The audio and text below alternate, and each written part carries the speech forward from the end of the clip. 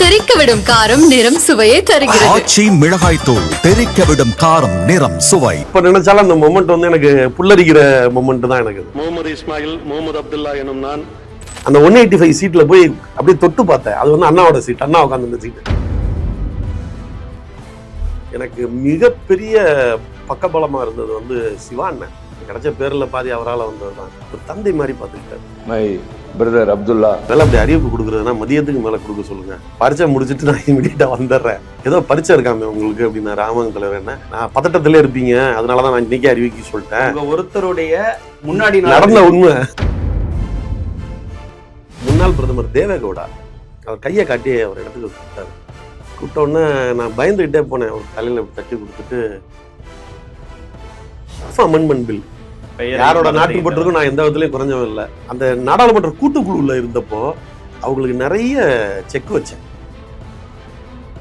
எதார்த்தம் எல்லாருக்கும் வாய்ப்பு வரணும், எல்லாருக்கும் போகணும். என்னதான் நீங்க சொன்னீங்கனாலும் 1 கோடி பேர் இருக்காங்க, எல்லாத்துக்கும் வாய்ப்புகள் வேணும், எல்லாத்துக்கும் பொறுப்பு வேணும்னாலும் எல்லாத்துக்கும் ஒரு சின்ன ஆசை இருக்கும். நீங்க இந்த கட்சியில மிஸ்ஸால இருந்துட்டு கவுன்சிலரா கூட இல்லாம போன ரொம்ப பேருங்க. நீங்க 3 வருஷம் பேசாதீங்க. நிறைய பேர் கேட்டாங்க முஸ்லீமா இருந்துட்டு பழனிக்காக பேசிய அவங்க அந்த பழனி சித்தர்களுக்காக பேசிய அப்துல்லா அப்படின்னு. இதுல என்ன இது தமிழ்நாடு.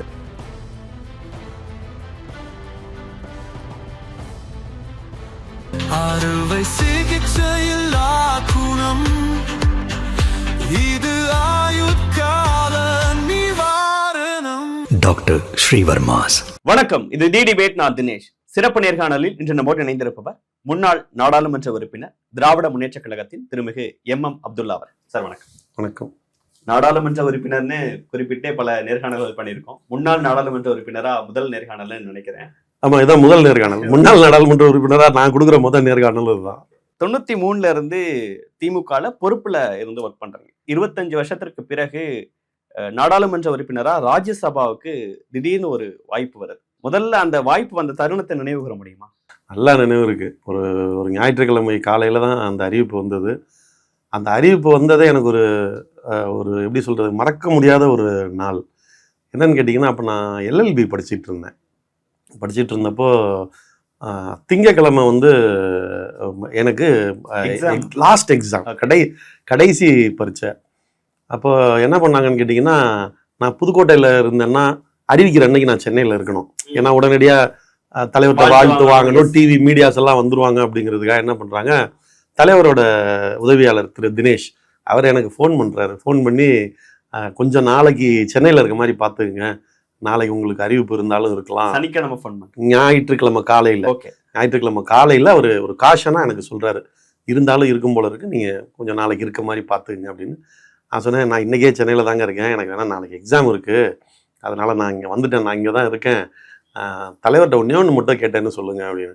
என்ன அப்படின்னு கேட்டார். ஒரு வேளை அப்படி அறிவிப்பு கொடுக்குறதுனா மதியத்துக்கு மேலே கொடுக்க சொல்லுங்கள், நான் பரீட்சை முடிச்சுட்டு நான் இமீடியட்டாக வந்துடுறேன் அப்படின்னு. சரின்ட்டு வச்சுட்டாரு. வச்சதுக்கப்புறம் தான் யோசித்தேன், எவ்வளோ பெரிய வாய்ப்பு வருது.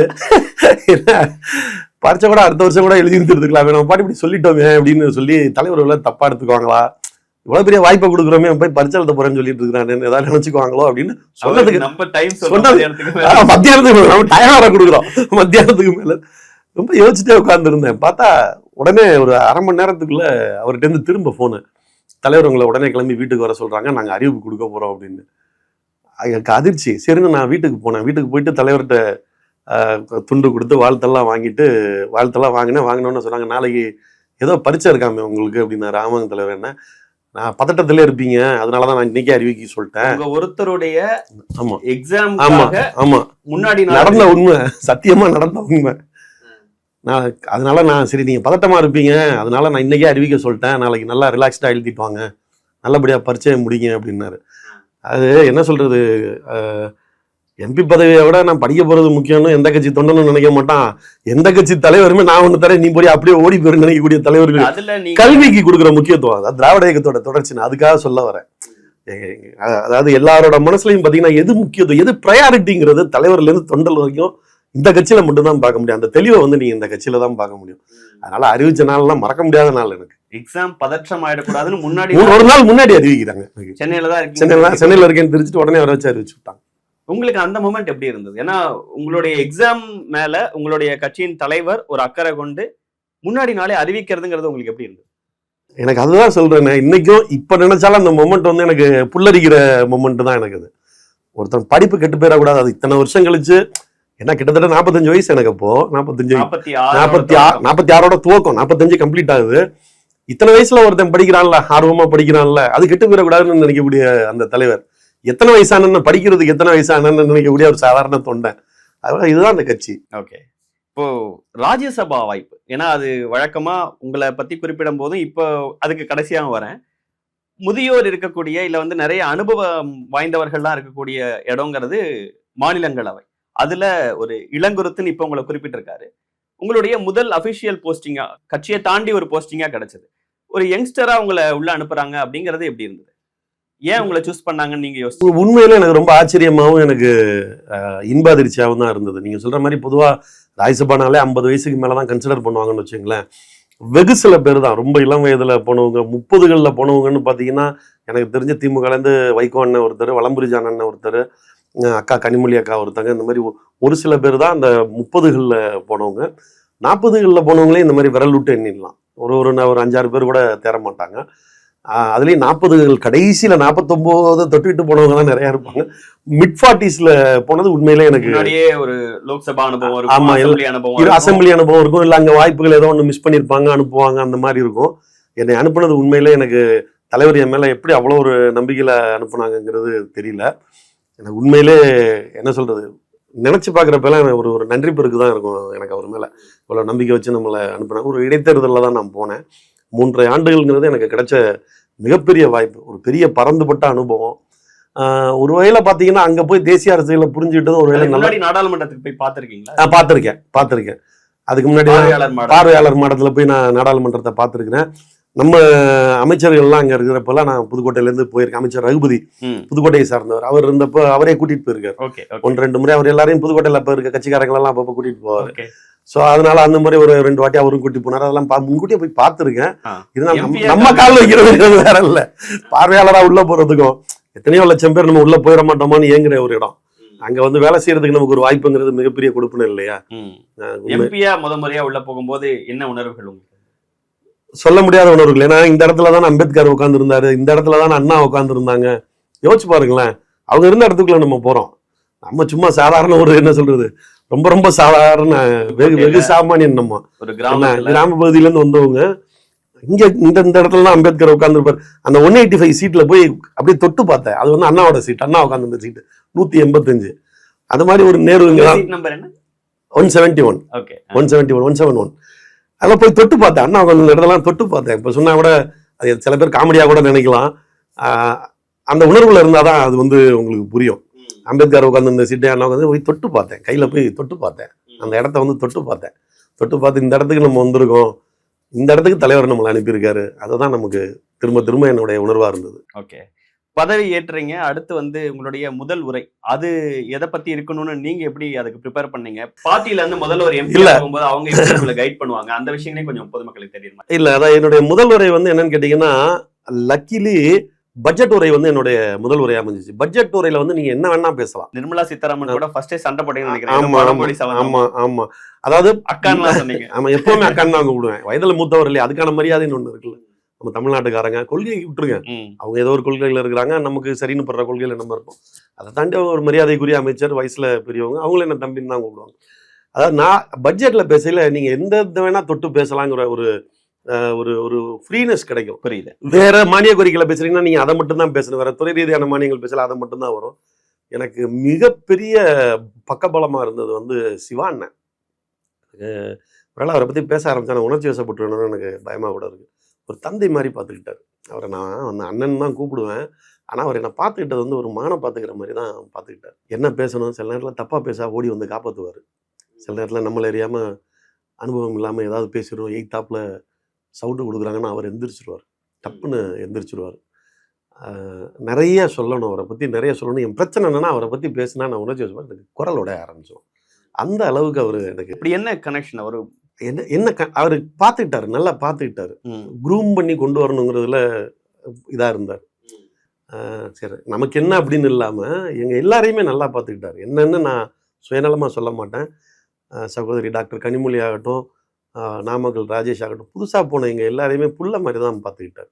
இன்னொன்றும் சொல்லி கொடுத்து முக்கியமான தலைவர்கள் எல்லாம் அறிமுகம் பண்ணி வச்சு, அதெல்லாம் யாரும் செய்ய மாட்டாங்க.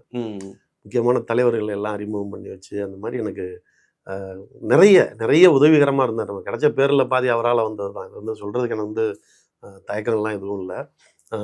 நிறைய அந்த மாதிரி உதவிகரமாக இருந்திருக்கிறாரு.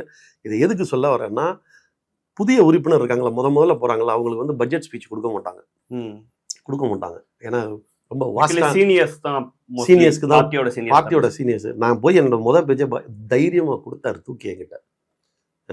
அதுக்கு தான் சொல்ல வரேன். கேட்டிங்களா அப்படி என்ன பண்ணாருங்கிறது இதுவே ஒரு பெரிய உதாரணம். எந்த ஒரு ஜூனியருக்கும் அதுவும் மெய்டன் ஸ்பீச் பட்ஜெட் ஸ்பீச் கொடுக்கவே மாட்டாங்க. அதை தூக்கி என்கிட்ட கொடுத்தாரு. என்ன அந்த மாதிரி முக்கியமான மசோதாக்கள் அந்த மாதிரி நிறைய வந்து அவர் எனக்கு செஞ்சிருக்கிறாரு. ஃபர்ஸ்ட் ஸ்பீச்சை நீங்கள் ப்ரிப்பேர் பண்ணது அதுக்கு எப்படி திருச்சிவா அவர்கள்ட்ட பேசுவீங்களா, டிஸ்கஸ் பண்ணீங்களா? முடிச்சதற்கு பிறகு இல்லை, எப்போவுமே நான் ரெடி பண்ணிட்டு தான் அவர்கிட்ட காட்டுவேன். ஓகே, அவர்கிட்ட நான் ஃபஸ்ட்டு உட்காந்து கம்ப்ளீட்டாக ரெடி பண்ணிவிடுவேன். சிலது தேவையில்லாதது எதுவும் இருந்ததுன்னா இது வேண்டாம் அப்படிம்பாரு. சிலது சேர்க்கணும்னா சிலது அவரே சஜஸ்ட் பண்ணுவார். ஆரம்ப கட்டத்தில் அந்த என் தம்பி அப்துல்லான்னு சொல்லி ஒரு இப்பவும் சொல்லுவார். இந்த கடைசி பேச்சு பேசையில கூட சொன்னார், அப்துல்லா மை பிரதர்னு சொல்லி தான். அது ஃபர்ஸ்ட் ஸ்பீச்சை முடிச்சுட்டு உங்க தலைவர், கட்சியின் தலைவர் என்ன சொன்னார் ஞாபகம் இருக்கா? அதாவது பேசினாங்களா, எப்படி இருந்ததுங்கிறதெல்லாம்? நான் நேரில் பார்க்கல சொன்னாங்க, பேச்சு கேட்டால் ரொம்ப பிரமாதமாக இருந்தது, நல்லா இருந்தது அப்படின்னாங்க. எனக்கு மறக்க முடியாது என்னன்னு கேட்டிங்கன்னா, நான் பேசிட்டு உட்கார்ந்தப்போ முன்னாள் பிரதமர் தேவேகவுடா அவர் கையை காட்டி அவர் இடத்துக்கு கூப்பிட்டோன்னே நான் பயந்துக்கிட்டே போனேன். ஒரு பிரதமராக இருந்தவர், பெரிய மனுஷன் கூப்பிட்றாரு, நம்ம எதுவும் தவறாக பேசிட்டோமோ அப்படின்னு நினச்சிட்டு அவர் பக்கத்தில் போனேன். தலையில் தான் தட்டினார். தலையில் அப்படி தட்டி கொடுத்துட்டு காட் பிளஸ் யூ அப்படின்னாரு. எனக்கு அது ஒரு பெரிய ஆசீர்வாதமாக நினச்சேன் அந்த நேரத்தில். தலைவர் கலைஞரோட நண்பர் அவர். தலைவர் கலைஞருக்கு சம காலகட்டத்தில் அவரோட அரசியல் பண்ணவர். எனக்கு ஏதோ சரி தலைவர் இல்லை, தலைவர் இவர் ரூபத்தில் சொல்கிறாரோன்ற மாதிரி கூட நினச்சேன் நான் அதை. ஓகே, அவர் அந்த நேரத்தில் வாழ்த்துனது. உங்களுக்கு அங்கே பேசும்போது, ஏன்னா எதிரில் இருக்கக்கூடியவங்க எல்லாரும் அனுபவசாலிகள், நீங்கள் சொன்ன மாதிரி அமைச்சர்கள், அந்த விஷயங்கள் பேசும்போதெல்லாம் நீங்கள் நிறைய டிபேட்ஸில் இல்லை திராவிட கருத்துக்களை மேடைகள் தோறும் பேசி அப்படி நிறைய விஷயங்கள் பண்ணியிருக்கீங்க. நாடாளுமன்றத்தில் பேசுகிற அனுபவம் உங்களுக்கு எப்படி இருந்தது? இடம் தான் வேற, ஒன்றும் பெரிய வித்தியாசம் இல்லை. நம்ம கொள்கையை பேச போகிறோம், இடம் தான் வேற. நம்ம கொள்கை ஒன்றும் தப்பான கொள்கை இல்லை. தப்பான கொள்கை பேசுகிற அவங்களே அவ்வளோ தைரியமாக பேசிட்டு உட்காந்துருக்கான். எனக்கு என்ன, நான் இன்க்ளூசிவ் பாலிடிக்ஸ் பேசுகிறேன். எக்ஸ்க்ளூசிவ் பிரிவினைவாதம் பேசக்கூடிய அவங்கள விட எல்லாரும் இருக்கணும்னு சொல்கிறத நம்ம பேசுறதுக்கு என்ன பயம்? அதனால இடம் தான் வேற. என்னன்னு கேட்டிங்கன்னா, தொடர்ச்சி ஆங்கிலத்தில் தான் பேசிகிட்டு இருந்தேன். கடைசி பேச்சு மட்டும்தான் தமிழில் பேசினேன். அதில் ரொம்ப தெளிவாக இருந்தேன். டிரான்ஸ்லேஷன் இருக்கும், நம்ம பேசினாலும் மற்ற மொழிகள் எல்லாம் புரியும் அவங்களுக்கு. இருந்தாலும் கூட ஆங்கிலத்தெல்லாம் பேசுறதுங்கிறதுல தெளிவாக இருந்தேன். ஏன்னா கரெக்டாக நம்ம என்ன பேசுறோங்கிறத கரெக்டாக போல போய் சேர்ந்துடட்டும் அப்படிங்கிறதுனால கடைசி பேச்சு மட்டும்தான் தாய்மொழிக்கு வந்தேன். ஒன்றும் பயம்லாம் ஒன்றும் இல்லை. என் தேசப்பற்ற இங்க இருக்க யாரும் சந்தேகப்படக்கூடாது. உங்களுடைய ஒரு பேச்சு நிறைய பேரால இங்க பகிரப்பட்டது, கவனிக்கப்பட்டது, ரொம்ப முக்கியமான ஒரு பேச்சா. நான் அதனாலதான் ஆங்கிலம் யூஸ் பண்ணேன். ஆல் இண்டியா ஃபுல்லா போச்சு அந்த பேச்சு. என்னன்னு கேட்டீங்கன்னா, நான் தமிழ்ல பேசினேன்னா அவையில் இருக்கவங்க டிரான்ஸ்லேஷன்ல கேட்டுக்குவாங்க. ஆனால் எங்கேயோ காஷ்மீரில் இருக்கவங்களோ இல்லை பெங்காலில் இருக்கவங்களோ பார்க்கையில அவங்களுக்கு இதாகும். அதனால தான் நான் ஆங்கிலத்தில் பேசணுங்கிறத குறியாக இருந்தேன். அதனால அந்த பேச்சு ஆங்கிலத்தில் இருந்ததுனால இந்தியா ஃபுல்லாகவே பரவலாக போச்சு அந்த பேச்சு. அங்கே அந்த மாதிரி ஒரு விஷயத்த நீங்கள் பேசுறதுக்கு உங்களோட காரணம் என்ன? நான் என்னுடைய தேசப்பற்ற சந்தேகப்பட இங்கே யாருக்கும் உரிமை கிடையாதுன்னு சொல்லி ரொம்ப வழக்கமான அப்துல்லாவோட பேச்சை தாண்டி ஒரு ஆக்ரோஷமும் உள்ள இருந்து ஒரு உணர்வுகளோடையும் பேசணும். பாதிக்கப்பட்டவனுக்கு தானே வழி தெரியும். எனக்காக நீங்க பேசுறது, எனக்காக நானே பேசுறது ஒண்ணு இருக்குல்ல. எத்தனை இடங்கள்ல சந்தேகமா பார்க்கப்பட்டிருக்கேன். நானே விக்டிமா இருந்திருக்கேன்ல. நானும் இன்னைக்கு செத்து போயிட்டான், ஆனா இன்னொருத்த உயிரோட தான் இருக்கிறான். நானும் முத்துக்குமார், பாடலாசிரியர் முத்துக்குமார், அவன், அதுக்கப்புறம் இன்னொரு ஃப்ரெண்டு ராஜேஷ், 3 பேரும் என்ன பண்றோம், அப்போ நாங்கள் வந்து இதில் தங்கியிருக்கோம், தீத்தாரப்பன் தெரு இதில் ஜாம்பஜாரில் மேன்ஷனில் தங்கியிருக்கோம். நைட்டு வந்து நாங்கள் அப்படியே நடந்து போயிட்டு அந்த பின்னாடி வீதி வழியாக போயிடலாம். ஜாம்பஜார்லேருந்து அப்படியே போனீங்கன்னா தேவி தேட்டரு வந்துடும், பின்னாடி வந்துடும். அப்போ அண்ணா தேட்டர்னு ஒன்று இருந்தது, இப்போ இல்லைன்னு நினைக்கிறேன். அது இருக்கா இல்லையான்றது அப்படியே தேவி பக்கத்துலேயே இருக்கும். அங்கே ஒரு படம் பார்த்துட்டு திரும்ப நாங்கள் 3 பேரும் பின்னாடி வரோம்.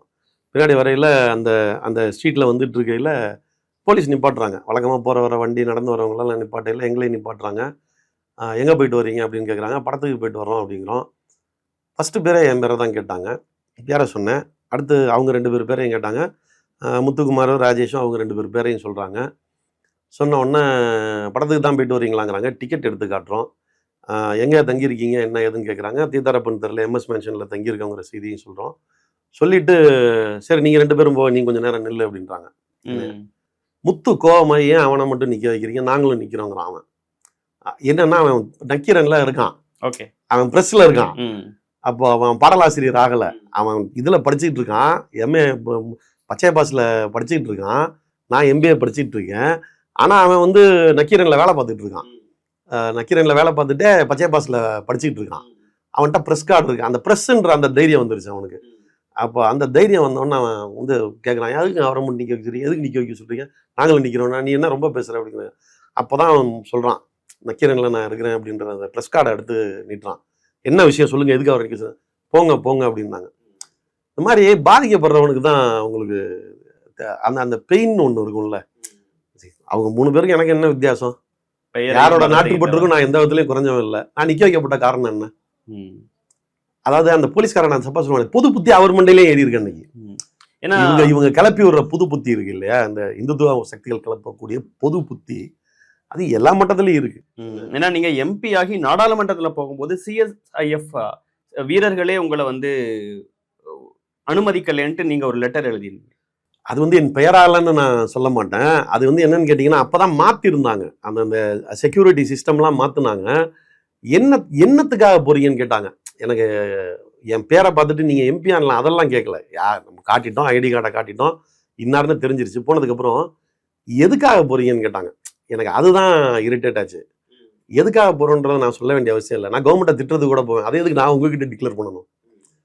எம்பி அலுவல் பணிகள் இல்லாத போது கூட போறதுக்கான அனுமதி இருக்குன்னு நினைக்கிறேன். 365 நாள் நீங்க உள்ள போகலாம். இன்னொன்னு நினைச்சிட்டு இருக்காங்க, இப்ப கூட நிறைய பேர் எழுதியிருந்தாங்க, அது நாடாளுமன்றம் நடக்காத காலகட்டம், இவர் ஏன் போனாரு, அப்ப ஏன் போறேன்னு தானே கேட்பாங்க. நாடாளுமன்றம் இல்லாத நாள்ல தான் உங்களுக்கு நிலைக்குழு கூட்டம் இருக்கும், இது கன்சல்டேட்டிவ் கமிட்டி கூட்டங்கள் இருக்கும். இல்லாத நாள்லயும் எங்க பணிகள் உண்டு.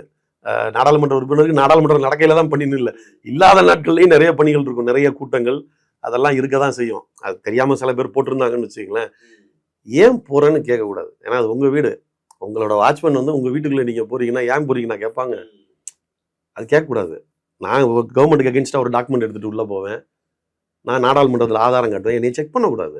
நாடாளுமன்றத்தில் செக் பண்ண மாட்டாங்க. நாடாளுமன்ற உறுப்பினர்னு தெரிஞ்சுட்டா எந்த செக்கிங்கும் இருக்காது, எதுவுமே இருக்காது. ஏன் வர்றீங்க ஏன் போகிறீங்கன்னு கேட்கவும் கூடாது. இது வந்து ரைட்ஸ், எங்களோட ரைட்ஸு. ஏன் போறீங்க அப்படின்னு கேட்டது தப்பு. நான் ஏன் போறேன்னு நான் சொல்லிட்டு போயிருந்தேன்னா, அதுக்கப்புறம் போற வர எல்லாரையும் கேட்க ஆரம்பிப்பான், கையில என்ன வச்சிருக்கேன்ப்பா, இதெல்லாம் இந்த சங்கிங்க பண்ணுவாங்க, சங்கி அரசு பண்ணும். அதுக்கான ஆரம்பமா இருக்குமோன்னு எனக்கு ஒரு சந்தேகமா இருந்துச்சு. அதனால நம்ம எதிர்த்தோம். இன்னும் உங்களுடைய குறிப்பிட்ட செயல்பாடுகள் ரொம்ப முக்கியமானது, ஹிந்தியில ஒரு அமைச்சர் உங்களுக்கு லெட்டர் எழுதுறாரு, நீங்க தமிழ்ல எனக்கு ஹிந்தி தெரியாதுன்னு எழுதி. ஹிந்தி தெரியாதுன்னு அனுப்பல. ஹிந்தியில் வந்து அவர் நான் நாடாளுமன்றத்தில் எழுப்பின ஒரு கேள்விக்கு பதில் வந்து ஹிந்தியில் அனுப்பியிருந்தார். அப்புறம் ஹிந்தி தெரிஞ்ச என் நண்பர் ஒருத்தர்கிட்ட கேட்டேன் என்ன சொல்லியிருக்காருன்னு. அவர் சொன்னார்ல, அதுக்கு பதில் தமிழில் அனுப்புனேன். நான் ஹிந்தி தெரியாதுன்னே அனுப்பல, அதுக்கான பதிலை வந்து தமிழில் அனுப்புங்கன்னு நீங்கள் அனுப்புனீங்களோ? ஆமாம், தமிழில் அனுப்புங்கன்னு சொல்லிட்டு அனுப்பிட்டேன். ஓகே.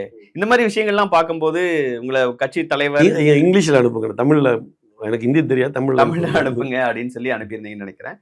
இதெல்லாம் நோட்டீஸ் பண்ணி இப்போ திருச்சி சிவா அவர்களோ இல்லை உங்க கட்சியின் தலைவர் ஸ்டாலின் அவர்களோ உதயநிதி ஸ்டாலின் அவர்களோ அவங்க குறிப்பிட்டு பேசின ஏதாவது விஷயங்கள் உங்களால் நினைவுகூடும்? எம்பியின் செயல்பாடுகளா, இப்போ தமிழ்ல அப்படிங்கிற ஒரு விஷயமா இருக்கட்டும், இல்லை பார்லிமெண்ட்ல உங்களுக்கான கேள்விகள் கேட்கும்போது பேசுறதா இருக்கட்டும், பார்லிமெண்ட்ல உங்களுடைய பேச்சுகளா இருக்கட்டும், அதுல அவங்க குறிப்பிட்டு மென்ஷன் பண்ண விஷயம் இல்ல என்னன்னு கேட்டீங்கன்னா, இப்ப சட்டமன்றத்துல பேசணும்னா அங்கேயே இருப்பாங்க, டக்குனு உடனே பாராட்டு எல்லாமே கிடைக்கும்.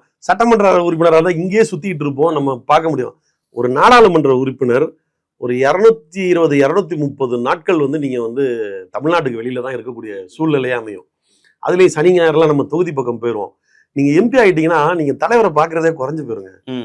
ஏதாவது நம்ம சீரியஸா சொல்றேன், எனக்கு சில நேரம் சந்தோஷம், தலைவரை டெய்லி பார்ப்போம், தலைவரை போறப்ப எல்லாம் இனிமே பார்க்கலாம்.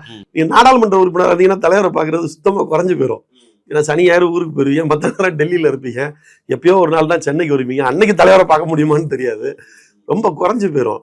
ஆனால் இவர் நம்முடைய துணை முதலமைச்சர் வந்து எப்ப நல்லா பேசி பார்த்தாருன்னா என்ன பண்ணுவாருன்னா மெசேஜ் போடுவார், குட்டுன்னு சொல்லி போட்டு அவர் அனுப்புவார். ஓகே. ஆமா, ஒரு 3 வருஷம் உங்களுக்கு முதல்ல நீங்க எப்படி ஒர்க் பண்ணீங்கன்னு நினைக்கிறீங்க? நீங்க பண்ண முக்கியமான விஷயங்கள், நான் ஒரு நாடாளுமன்ற உறுப்பினரா இவ்வளவு பண்ணிருக்கிறது எனக்கு சாட்டிஸ்பாக்சனா இருக்குன்னு நீங்க சொல்ற விஷயங்கள் என்ன? நாடாளுமன்ற உறுப்பினரா எனக்கு சாட்டிஸ்ஃபேக்ஷனா இருக்கக்கூடிய விஷயங்கள் என்னன்னு கேட்டீங்கன்னா, ஒன்று வக்ஃப் அமெண்ட்மெண்ட் பில்.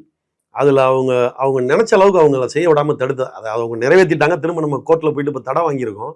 ஆனால் அந்த நாடாளுமன்ற கூட்டுக்குழுவில் இருந்தப்போ அவங்களுக்கு நிறைய செக் வச்சேன், நிறைய வச்சோம்.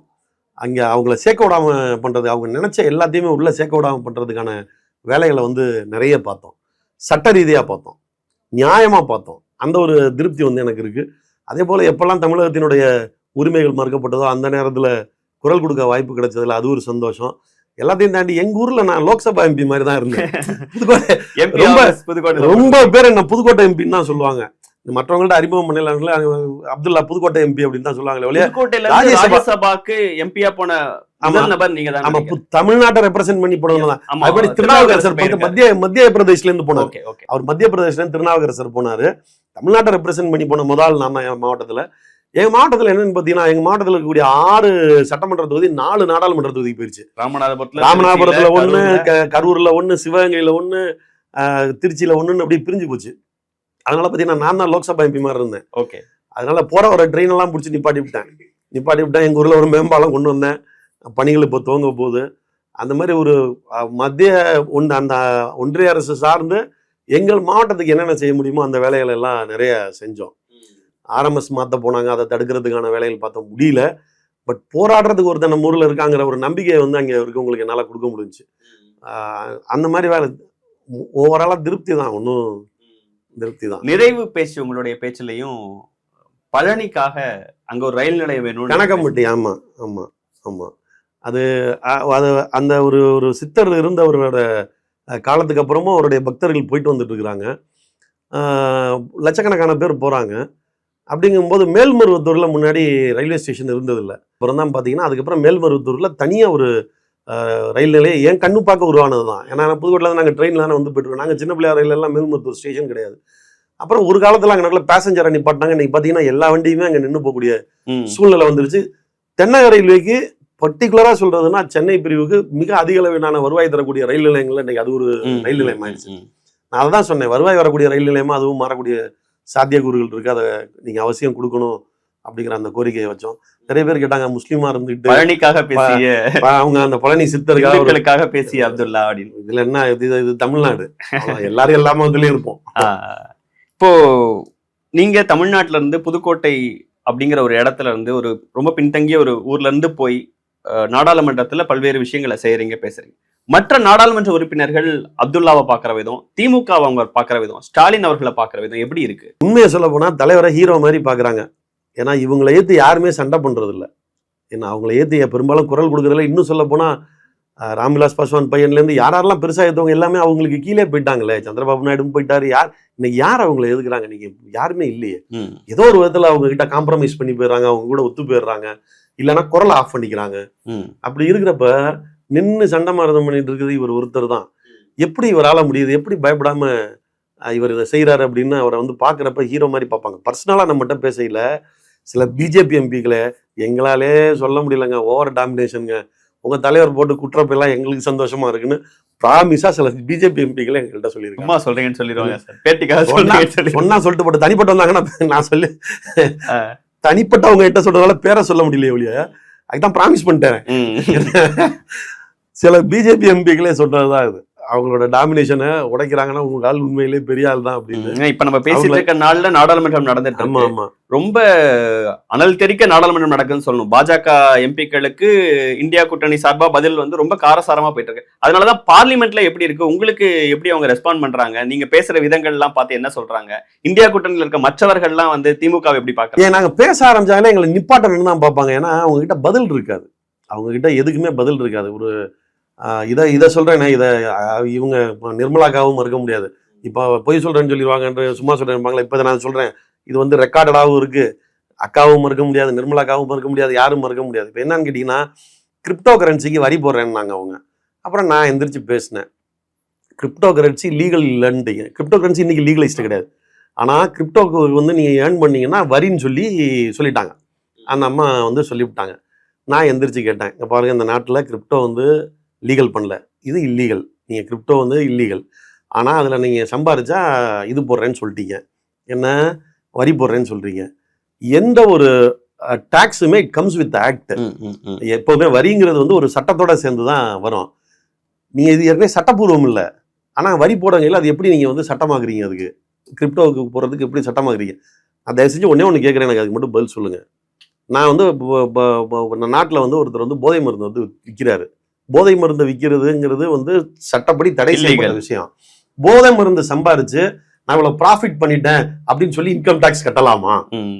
இது ரெண்டுக்கும் என்ன வித்தியாசம் இருக்குது அப்படின்னு கேட்டேன். நான் பேசிகிட்டு இருக்கையில் பார்த்தீங்கன்னா மேலேருந்து அவையிலேருந்து மிஸ்டர் அப்துல்லா நான் இதாகணும், அனௌன்ஸ்மெண்ட் கொடுக்க வேண்டியிருக்கு, நீங்கள் உட்கார முடியுமா, நீங்கள் வேணா நாளைக்கு வேணா பேசுறீங்கன்னா என்ன லிட்டரலாக உட்கார வைப்பாங்க. அங்கேருந்து என்னை உட்கார சொல்லி சிக்னல், இதுக்கு பதில் கிடையாது. என்ன அதுக்கப்புறமும் ரெஸ்பாண்டே இல்ல, ரெஸ்பாண்ட் இல்லை. அதுக்கப்புறம் மறுநாள் அவங்க பதில் சொல்லல, என்னை வந்து கம்பல் பண்ணி உட்கார வச்சாங்க. ஓகே, என்ன இது இது இது எதுக்காக சொல்ல வர்றேன் அப்படின்னு சொல்லி கேட்டிங்கன்னா, நம்ம பேசினாலே பேச விடாம தான் பார்ப்பாங்க. ஏன்னா திமுக காரன் பேசினாலே விவரமா பேசுவான், ஹோம்ஒர்க் பண்ணிட்டு வருவான்னு தெரியும். அவரோட முதல் நோக்கம் முடிஞ்ச அளவு பேச விடாம பார்க்கறது, கூச்சல் குழப்பத்தை உண்டாக்குறது, கத்தி பார்க்கறது. பதில் இல்லாத ஆள் தாங்க கத்துவான், சரக்கு உள்ளவன் பேசுவான். இப்போ இவ்வளவு தூரம் நீங்க என்கிட்ட பேசுறாரு தினேஷ் வந்து என்கிட்ட பேசுறாருன்னா ஹோம்ஒர்க் பண்ணிருக்கீங்க, அதனால பேசுறீங்க. உங்ககிட்ட ஒண்ணுமே இல்லைன்னா என்ன பண்ணுவீங்க? நீங்க குயாமியன்னா கத்துவீங்க, சரியா? அதுதான் அவங்க கத்துறதோட கூச்சல் குழப்பத்துக்கு காரணமே. கூச்சல் குழப்பம் யாரு போடுறா? எதிர்கட்சி இல்ல, அதான் அதுல பெரிய பியூட்டி. எதிர்கட்சிக்காரன் கார்கே பேச எந்திரிச்சாருன்னா அங்கிட்ட தான் கத்துவான். ஓகே, அந்த பக்கம் அவங்க எந்திரிக்கல, நட்டா எந்திரிக்கல, இங்க யாரும் கத்துறது இல்லையா? நாங்க யாரும். கூச்சல் குழப்பம் எங்க இருந்து வருது? இப்ப இந்தியா பாஜகவினர் சொல்லும் போது சொன்னீங்க, இந்தியா கூட்டணியில் இருக்க மற்ற கட்சியினர் திமுக எம்பிக்கள் பேசுற விதத்தை அவங்க என்ன சொல்றது? ஒண்ணு இன்னும் நம்பிக்கைக்குரிய பார்ட்னரா பாக்குறாங்க எங்களை. ஆதரிச்சாலும் எதிர்த்தாலும் உறுதியா இருக்கக்கூடிய கட்சி திமுக. எவ்வளவு எந்த சூழ்நிலையிலையும் ஒருத்தவங்க கூட இருந்தா கடைசி வரைக்கும் இருந்துருவாங்கங்கிற அந்த ஒரு மரியாதையான பார்வை எங்க மேல எப்பவுமே இருக்கும். பர்சனலி உங்களுக்கு ரொம்ப பிடிச்ச ஒரு பேச்சு, நான் எனக்கு தெரிஞ்ச ஒரு 10 தடவை கிட்ட வாய்ப்பு வந்திருக்கும்னு நினைக்கிறேன் பார்லிமெண்ட்ல நீங்க பேசுறது. ஓகே, கூட அதுல உங்களுக்கு ரொம்ப பிடிச்ச இல்ல நான் ரொம்ப சாட்டிஸ்ஃபைடா ஃபீல் பண்ண ஒரு பேச்சு, இதை நான் பண்ணிட்டேன் பேசிட்டேங்கிற ஒரு விஷயம் அது சொல்லலாமா? எப்படி? நிறைய சொல்லலாங்க. எனக்கு குறிப்பிட்ட எனக்கு ஒன்றுன்னு சொல்ல, நான் பேசின எல்லாமே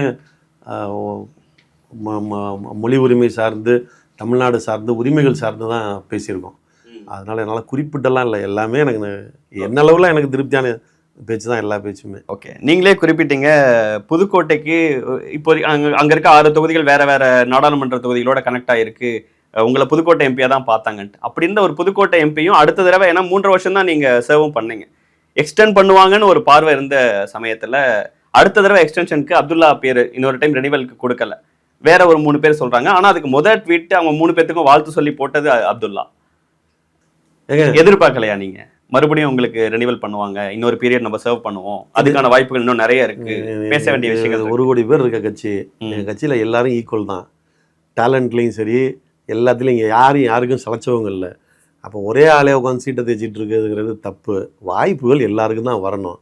அதனால எனக்கு வருத்தம் இல்லை. அதனால தான் முதல் ட்வீட் என்கிட்ட வந்தது. நம்ம 3 பேர் அறிவிச்சோடனே எடுத்தோடனே ட்வீட் போட்டீங்க. அறிவிச்சோம், அந்த செகண்ட் அடுத்து ஒரு நிமிஷத்துக்குள்ளே போட்டேன். அறிவிப்பை பார்த்த உடனே முதல்ல வாழ்த்து தான் போட்டேன். ஃபர்ஸ்ட் நான் தான் வாழ்த்து போட்டேன். இல்ல, உங்களுக்கு ஒரு என்னதான் நீங்க சொன்னீங்கனாலும் 1 கோடி பேர் இருக்காங்க, எல்லாத்துக்கும் வாய்ப்புகள் வேணும், எல்லாத்துக்கும் பொறுப்பு வேணும்னாலும் எல்லாத்துக்கும் ஒரு சின்ன ஆசை இருக்கும்ல, நம்ம மறுபடியும் இன்னொரு டைம் பார்லிமெண்ட்ல அந்த ராஜ்யசபா மாதிரி ஒரு இடத்துல சர்வ் பண்ணணும், இன்னும் பண்ண வேண்டிய விஷயங்கள் நிறைய இருக்கு. ஆசைக்கு அளவு கிடையாது. நீ ஆசைப்பட்டுக்கிட்டே இருக்கலாம்.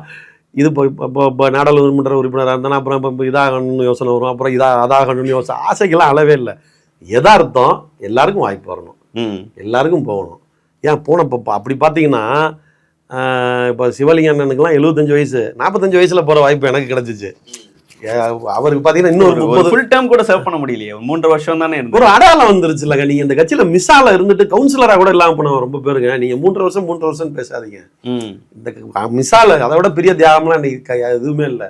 கடைசி வரைக்கும் கவுன்சிலராக இல்லாமல் போனவங்க 1000 பேர் இந்த கட்சியில். 3 வருஷம்னால நான் எம்பி ஆயிட்டேன்.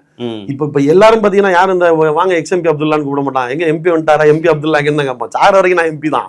என்ன 3 வருஷம் இருந்தாலும் கூட பிராக்டிகலா பாத்தீங்கன்னா இப்ப போன் பண்றவங்கள கேட்கறப்போ எம்பி இருக்காருன்னா கேட்க போறாங்க இல்லையா. நமக்கு ஒரு பெரிய அடையாளம் வந்திருக்குல்ல, இதை விட வேற என்ன உங்களுக்கு? ஏன்னா நீங்க உங்களுடைய கடைசி பேச்சிலையும் சொன்னீங்க, பதவி நிறைவு பெறுது, உங்களை பத்தி மற்ற எம்பிக்கள் பேசினது எல்லாமே நடந்தது, சமூக நீதி பாதையில தொடர்ந்து பயணிப்பேன் அப்படிங்கிறீங்க. உங்கள் குறித்து, உங்கள் பணி குறித்து ட்வீட் போட்ட உங்க கட்சியின் தலைவர் ஒரு விஷயத்தை குறிப்பிடுறாரு.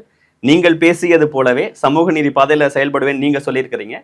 அதுக்கேற்ற மாதிரியே மக்கள் மன்றத்தில் அப்துல்லாவுக்கான பணிகள் இன்னும் நிறைய காத்திருக்கு அப்படின்னு சொன்னது நிறைய பேரால அசெம்பிளிக்கு முன்னாடியே டிக்கெட் கொடுத்துட்டாரு முதல்வர் அப்படின்னு. இல்லைங்க, நான் அப்படி நினைக்கலைங்க. நம்ம மக்கள் மன்றத்தில் பேசுறதுன்னா மக்கள்கிட்ட பேசுறது தான். நான் இதை எப்படி எடுத்துக்கிறேங்கிறத நான் உங்ககிட்ட சொல்கிறேன்.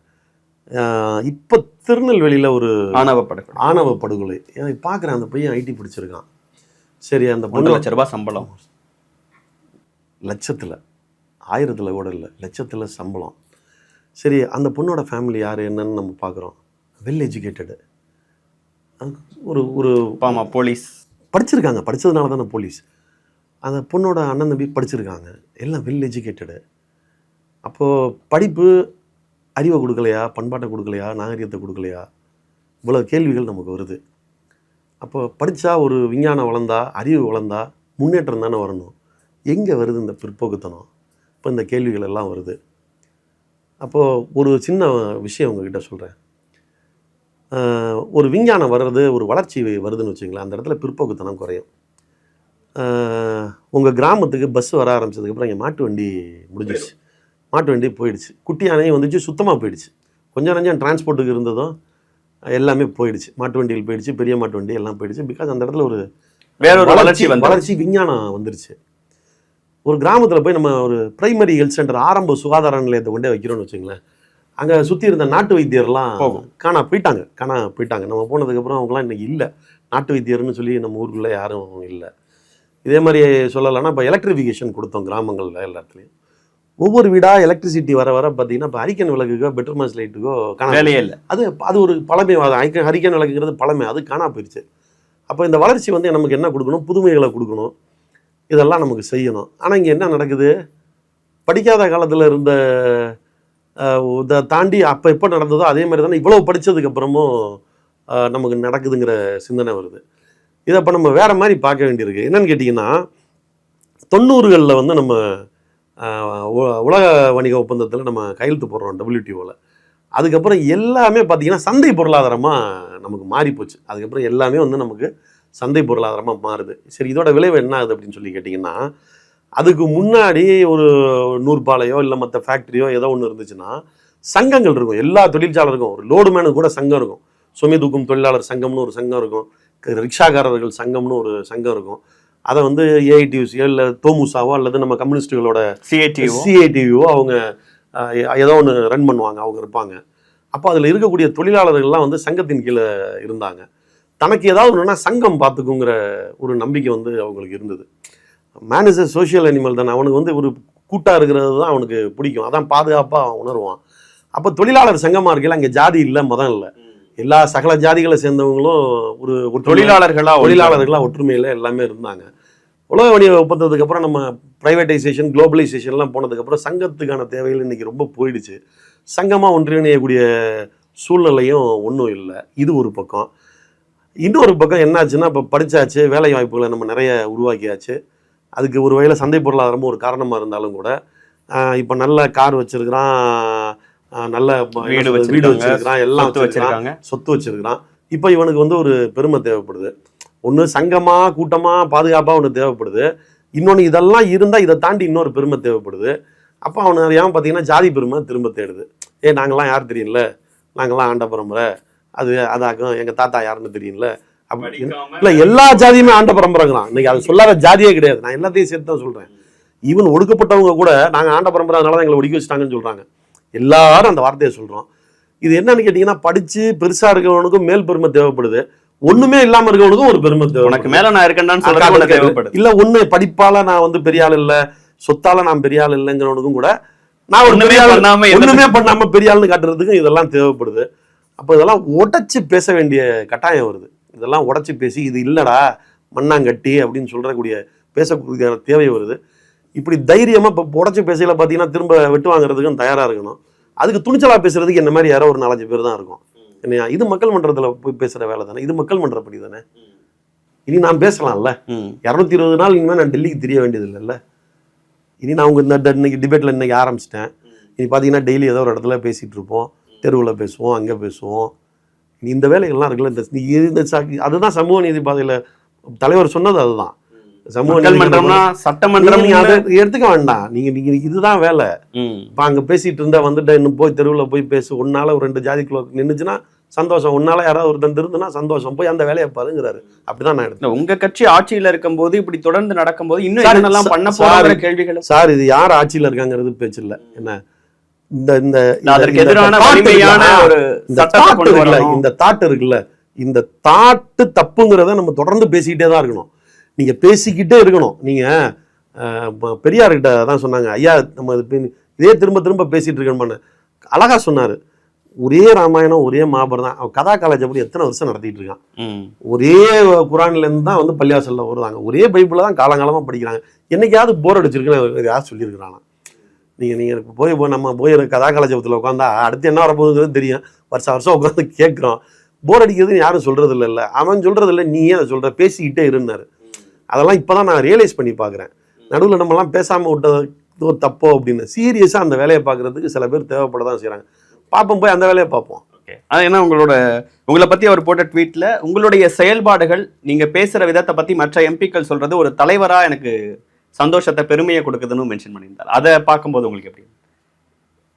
ஏன்னா ஒரு கட்சி தொண்டனுக்காக எக்ஸாம் இருக்குன்னு முன்னாடி நாளே அறிவிச்ச இடத்துல இருந்து ஒரு 3.5 வருஷம் கழிச்சு நான் உன்னால பெருமை அடைகிறேன்னு சொல்ற ஒரு இடம், ஒரு 3.5 வருஷம் டிராவல்கான ரிப்போர்ட் கார்டுக்கு அவரு போடுற கையெழுத்து மாதிரி. அது ஒரு ரிப்போர்ட் கார்டில் ஒரு ஃபர்ஸ்ட் ரேங்க் எடுக்கிற பையனுக்கு ரிப்போர்ட் கார்டில் வாத்தியார் கையெழுத்து போடுறாரு, சந்தோஷமா ஃபர்ஸ்ட் ரேங்க் எடுத்துட்டான்னு.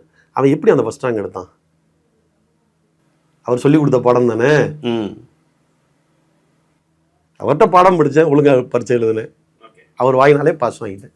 தொடர்ந்து மக்கள் மன்றத்தில் உழைக்கணும்ட்டு வேற ஏதாவது கனவுகள் இல்லை? அப்படியெல்லாம் ஒன்றுமே இல்லை. அரசியல் படிங்கிறது ஒரு என்ன சொல்கிறது, it's a marathon, it's a long way run. அது ஓகே, நடுவில் வரும், என்ன வேணா வரும் போகும், அது கணக்கில் ஓட்டம் முக்கியம், ஓடிக்கிட்டே இருப்போம். தொடர்ந்து நீங்கள் நினைக்கிற மாதிரி சமூக நீதி பாதையில் மக்கள் மன்றத்தில் உழைக்கணும்னு எங்களுடைய வாழ்த்துக்களையும் தெரிவிச்சுக்கிறோம். 3 வருஷம் உங்களுடைய நல்ல பணிகளுக்கு வாழ்த்துக்களும் கூட, நன்றியும் கூட. இவ்வளோ நேரம் உங்கள் நேரத்தையும் கருத்துக்களையும் பகிர்ந்து கொண்டதற்கு மிக்க நன்றி. நன்றி.